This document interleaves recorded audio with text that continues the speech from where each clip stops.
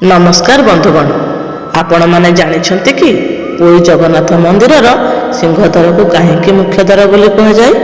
कहीं प्रतिदिन लक्ष लक्ष भक्त यही द्वार दई प्रवेश करी महाप्रभु को दर्शन करने को चाहती। आज आम जानिबा एही विषय। पुरी सिंहद्वार सहित जड़ित 10टी अद्भुत और आश्चर्यजनक रहस्य, जहाँ आपण माने जानिले आश्चर्य होइजिबे। भिडियोटी को आरंभ करने पूर्व चैनल को लाइक शेयर सब्सक्राइब करदेवे। एबे चलतु आरंभ करबा सिंहद्वार 10टी रहस्य विषय। नंबर 1, सिंह और हाथीर मूर्ति। सिंहद्वार उपर थिबा सिंह हाथी को दमन करुवा मूर्ति अहंकार उपर धर्मर विजय को सूचित करे। नंबर 2, यह मंदिरर मुख्य प्रवेश द्वार।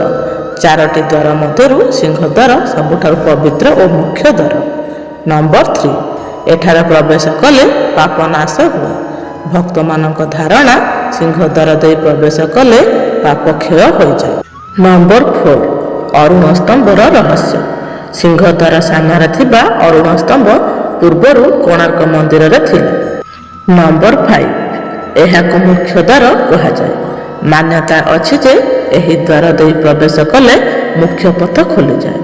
नंबर 6, राति देवता माने भ्रमण करती। लोक कथा अनुसार राति द्वार बंद हेले देवता माने एठारे भ्रमण करती। नंबर 7, अशुभ शक्ति प्रवेश करिपारे नाही। भक्त माने भावती सिंहद्वार एक दिव्य सुरक्षा कवच। नंबर 8, घंटा ध्वनिर शक्ति। एठारे बाजुथिबा घंटा नकारात्मक शक्ति को दूर करे। नंबर 9, महाप्रभु दृष्टि सदा एठारे। मान्यता महाप्रभु निजे सिंहद्वार भक्त मान को आशीर्वाद करते। नंबर 10, रथयात्रार पवित्र पथ। रथयात्रा समय रे महाप्रभु एही द्वार दे बाहर थांती। एही पथ सबुठारु पवित्र। बंधुगण, पुरी सिंहद्वार केवल एक द्वार नुहे, यह भक्ति आस्था और मुख्यर पथ। भिडियोटी जदि भल लगी निश्चय लाइक शेयर सब्सक्राइब करदेवे। पुणी देखा आउ एक रहस्यमयी भिडियो रही। जय जगन्नाथ।